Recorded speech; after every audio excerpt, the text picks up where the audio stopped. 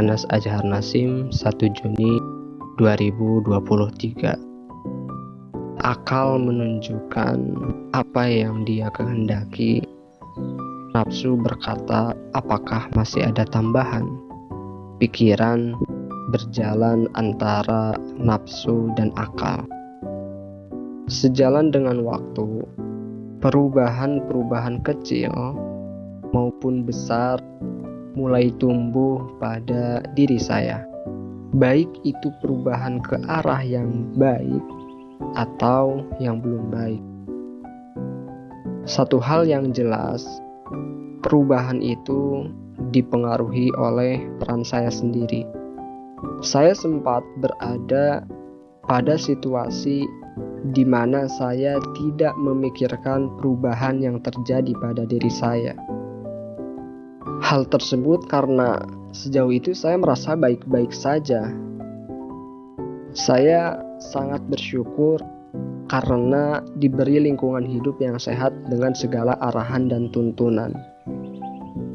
Namun, setelah mengenal dunia lebih luas, ternyata banyak sekali sesuatu yang belum saya ketahui dan temui.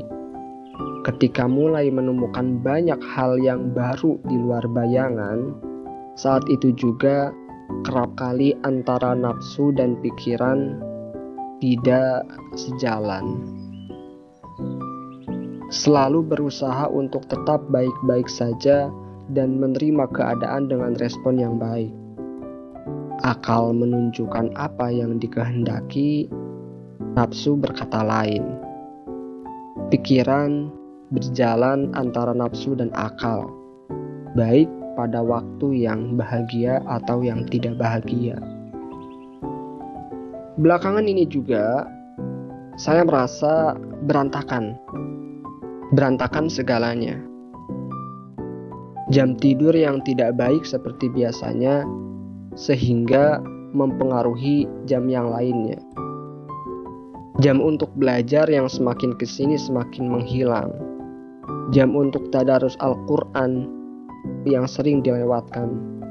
Yang ada hanya scroll sosial media terus, main game sampai lupa waktu.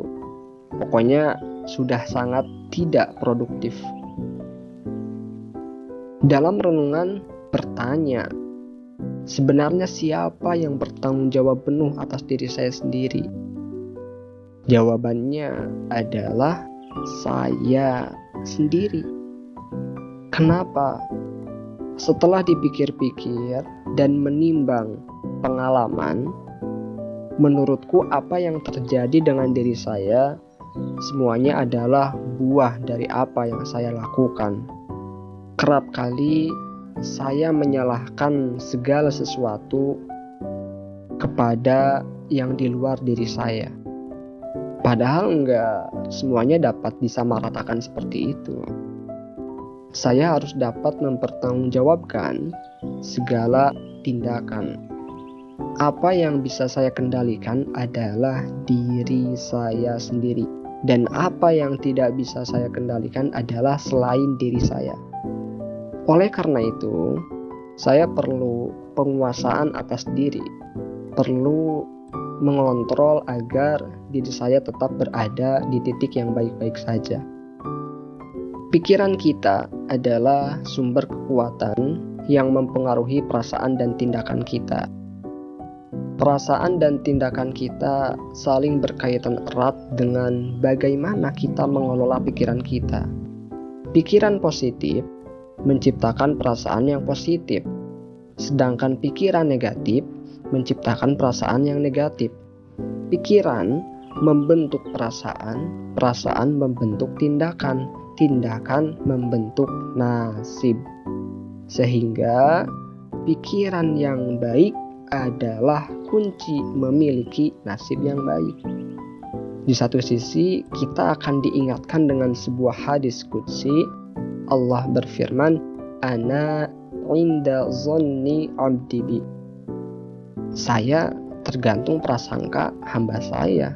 Ketika hamba saya merasa mampu, dia yakin bisa, maka saya akan memberikan kemampuan terhadapnya. Saya perlu belajar banyak. Saya perlu mendisiplinkan diri, menilai apakah yang saya kerjakan saat ini akan berdampak baik pada masa yang akan datang. Dengan begitu, maka sudah seharusnya apa yang saya kerjakan saat ini adalah sesuatu yang mampu memproduksi kebaikan di masa yang akan datang. Saya di 5 tahun ke depan harus berterima kasih kepada saya yang sekarang.